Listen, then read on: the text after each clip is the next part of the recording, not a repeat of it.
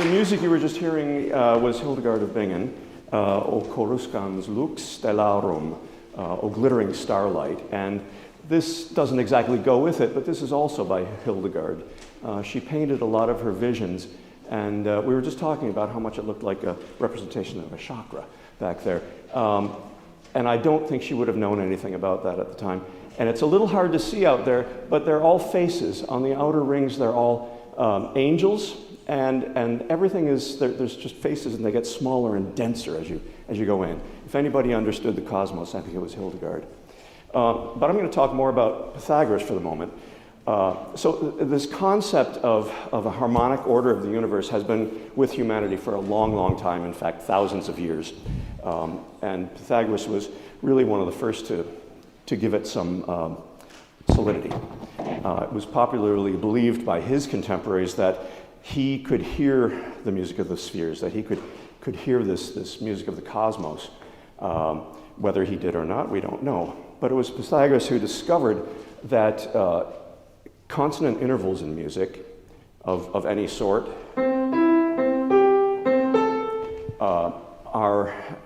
have mathematical ratios in them, and that they can be expressed in terms of integers, whole numbers, right? So this idea was also taken up by Plato and many others, and then transferred into models of the structure of the universe, as it was commonly known at the time. So these ideas of the harmonic and intervallic structure of music were discovered by Pythagoras in the 5th century BC. We're talking a long time ago, when he was experimenting with strings. The story has it that he walked past a blacksmith one day and wondered at the different tones that he was hearing from the hammers and why they sounded at different pitches. Well, it was obviously the difference in size of them. But then he decided to experiment with stretched string. And so when he would pluck one, it would sound a certain note. And when he would stop it at various nodal points on the string, it would sound a different note. Exactly midpoint sounded an octave above the sound of the whole string, right? So he discovered that the octave had a ratio of 2 to 1, right? The perfect fifth, he did that at stopping the string at 2/3 of the length, so that was a ratio of 3 to 2. Perfect fourth, a ratio of 4 to 3.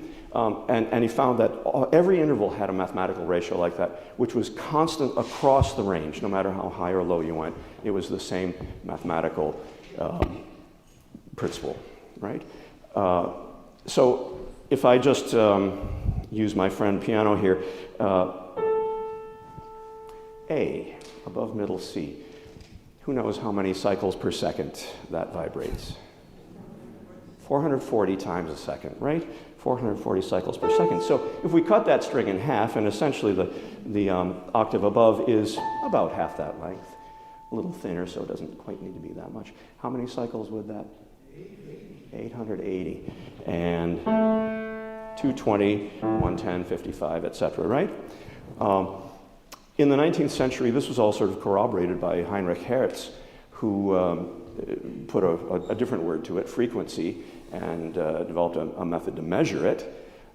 So these days, I can buy a cheap app on my phone, even get a free one, which can tell me exactly that. A tuner for the phone, which will tell me what the exact frequency is sounding at any given point. So Pythagoras' ideas from the 5th century BC are actually validated in the 19th century by Heinrich Hertz. Yeah? So Pythagoras, observing this number theory in nature, because these same proportions, remember, he also experimented a lot with the golden mean or the golden section, and took that from a pentagram.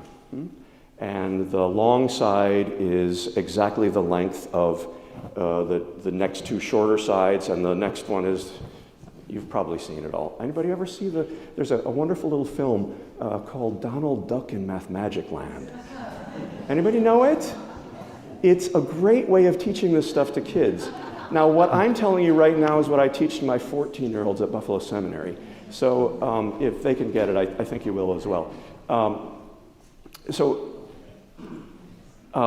He saw this in nature all over the place, in the way that a tree branches and the distance between each layer of branches and that sort of thing, in looking at seashells, in looking at the spiral inside a chambered nautilus. And they all follow the same exact principle throughout nature, and then he starts observing it in the cosmos, in the planets, in planetary motion, in distances, in speeds. And then he's now seeing this number theory happening in music. So here's some of my favorite parts here. Pythagoras, observing much of his number theory in nature and the cosmos, believed number was the key to the universe. When he discovered the perfection of exact numerical ratios in music, similar to what he saw in nature and the cosmos, he concluded that music was the ordering principle of the universe. Right? So he wondered about the relationship of these ratios to the larger world. Ratios. In Greek, the word for ratio is logos, which also means reason and also means word. Word more like a verb, right? In Christianity, of course, Christ is often referred to as the Logos, the Word of God, but the active word. He considered that the harmonious sounds of playing or singing were merely an approximation of a larger harmony that exists in the universe, also expressed in number, which was the music of the spheres. Right? This music in the universe, the music of the spheres, that our music was an approximation of that. Right? This was his thought about it. Aristotle, in his Metaphysics, says that the Pythagoreans supposed the elements of numbers to be the elements of all things, and the whole cosmos to be a musical scale and number. This was meant quite literally. The heavenly spheres and their rotations through the heavens produced tones at various levels, and together these tones made a harmonious sound that humanity's music could only approximate at best. Thus, music was number made audible. And music was humanity's participation in the harmony of the universe. So, by taking part in this heavenly harmony, music could induce spiritual harmony in the soul. Right? We all can relate to that, I think. Plato taught that rhythm and harmony find their way into the inward places of the soul. In his Republic, Plato shows the political implications of music's power by invoking Damon of Athens, who said that he would rather control the modes of music in a city than control its laws. Why? Because the modes of music have a more decisive effect on the formation of the character of its citizens. Right? Okay, I'm going to put you all to sleep now, so I'm going to play lullabies, right? Or I'm going to get you ready for battle by playing, assertive, aggressive brass music and drums, right? That these things stir the soul. Why did the Highland bagpipe come along, right? To scare the hell out of the enemy, right? But if you say, well, you can't do this and you can't, people are going to disobey you all the time, right? But to get inside of them, inside their soul, with music, has, at least according to Plato and Damon of Athens, a more decisive effect. I want to make a reference to something on the second half of the program. It's my little setting of the Hamlet piece. Because this will allow me to bring up Kepler, and you're going to say a few things about Kepler as well, right?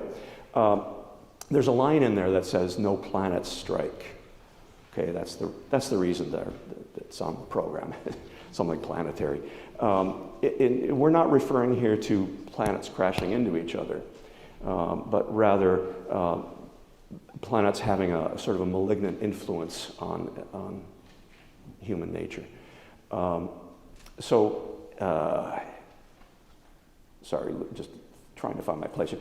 So to continue along this line, Kepler believed that the soul of each person contains a geometric blueprint of the zodiac at its birth. He said, the intermediary light reflected at be ready for this one. The intermediary light reflected at angles off moving planets strike the triangles, squares, and hexagons inscribed on the soul, right? Thus forming a direct and intimate connection between the planetary movements and man. Now, he wrote all this out, right? He wrote out all his charts and musical things when he talks about the music of the spheres, right? And in that, we sort of think, oh, he was just a quack when he was talking about that kind of thing. Not so. From his diagrams and things, he discovered here that this led modern optics. He was the first to postulate the ray theory of light to explain how vision works, right? He also gave the first correct explanation of the structure of the human eye. These are both a result of that preceding theory about all those reflections of at right angles off moving planets and things. Yeah, I don't know. It was maybe 6 or 7 years ago. I read a newspaper article about some planet in the maybe Alpha Centauri solar system, which an astrophysicist was claiming sounded to be flat. All right. In music of the spheres, maybe. But to oversimplify, sound is produced by vibration, and that vibration moving through some sort of medium. All objects vibrate. A planet vibrates. Maybe it's a very low pitch for measuring, but still, you can give it a number. And if you can give it a number, you can give it a pitch, right? Maybe Kepler wasn't too far off the mark. So, Kepler, Ptolemy, Copernicus, Pythagoras, they all thought a lot about music as well as the stars. So we hope that these modes of music that we'll present for you tonight will find the way into the inmost parts of your soul. Thanks. My name is Peter Reczek, and a disclaimer, I'm a scientist, not an artist, and I'm certainly not a musician. Don't go, we just happen to look at the world a slightly different way. Not better, just different. And so what I'd like to spend the rest of my time talking about is the beautiful music that we're going to hear on this program. Some of that has been influenced by some scientific discoveries, and part of that came from Copernicus's really radical idea of putting the center of the universe at the sun and have the planets rotate around it.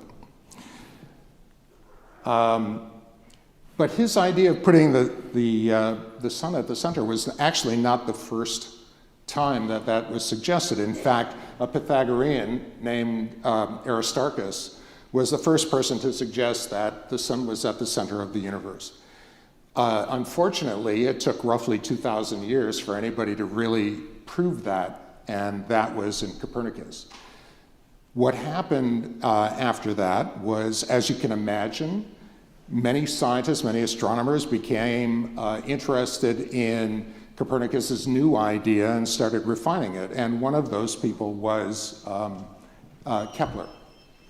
So Copernicus's idea of that sun-centered universe, which you can see, in fact, in the book on display out in the foyer, happened in 1543, and Kepler was born much later than that.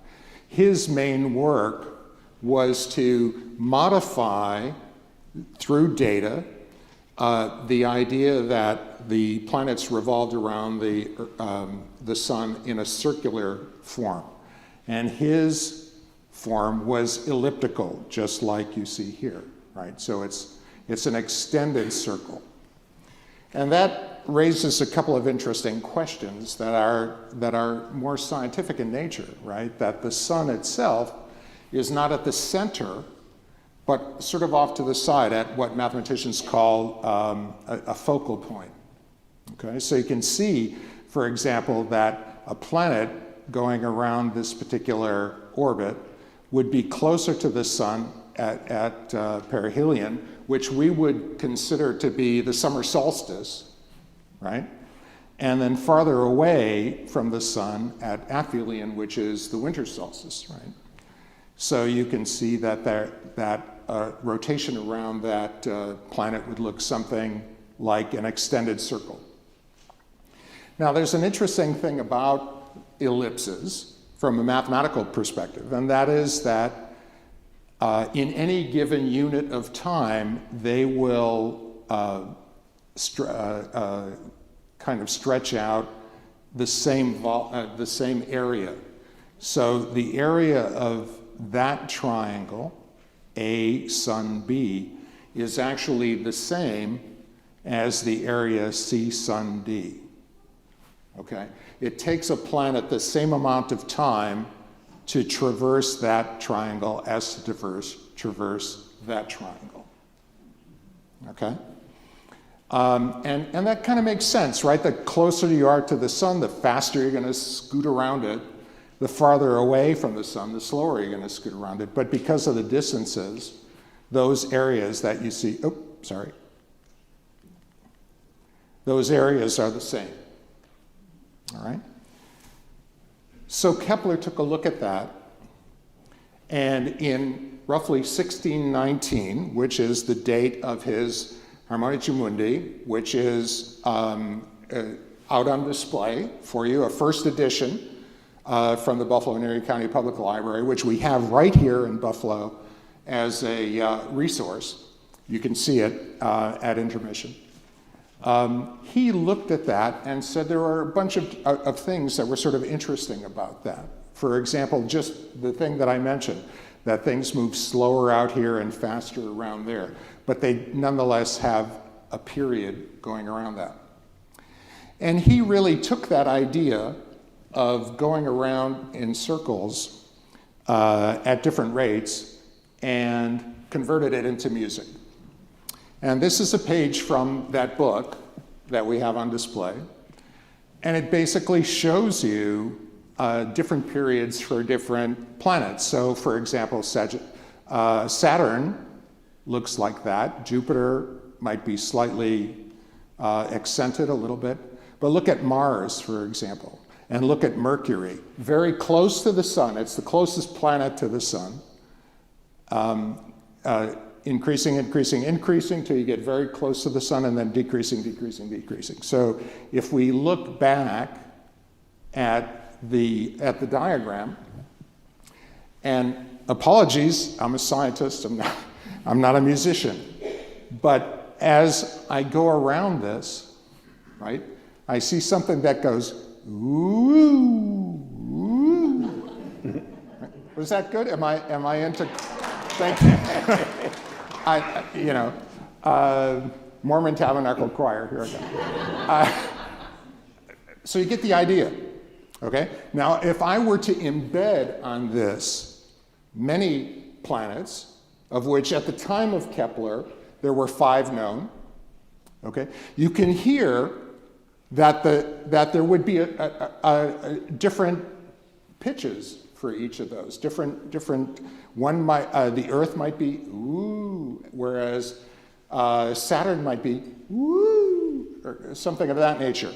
Okay. Now, granted, because planets are sort of spinning around the sun at different rates and in different geographies, if you will, putting all the 5 planets together make music. And that is the point, I think at least, of the music of the spheres. Because the planets at any given time are in different positions, but they're still kind of carving out this elliptical orbit.